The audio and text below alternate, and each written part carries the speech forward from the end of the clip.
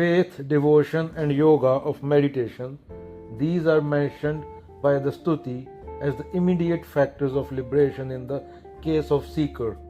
Whoever abides in these gets liberation from the bondage of the body, which is conjuring of ignorance.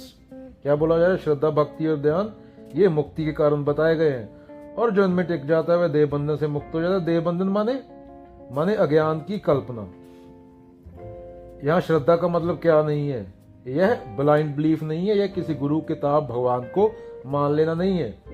Shraddha is equal to सत्य के प्रति ईमानदारी, मतलब मैं जो हूं वही जांचने को तैयार हूं, चाहे झूठ टूट जाए।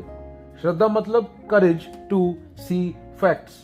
भक्ति किसकी है? पूजा पाठ नहीं, लोक धर्म वाला, कोई मूर्ति नाम रूप से लगाओ नहीं। भक्ति असत्य से विरक्ति। जिस दिन तुम्हें ईगो से, इमेज से, पहचान से, देह से प्यार छूटने लगे, उसी दिन भक्ति शुरू होती है। भक्ति का मतलब जो मैं नहीं हूं उसे छोड़ने की तीव्रता। ध्यान योग बैठकर कुछ देखने की टेक्निक नहीं। ध्यान योग लगातार विवेक में रहना। विचार आ रहा है, देखा, इच्छा उठी, पहचानी, डर आया, छुपाया नहीं। ध्यान इज इक्वल टू सजगता। ध्यान क्लैरिटी, ध्यान सेल्फ ऑब्जर्वेशन।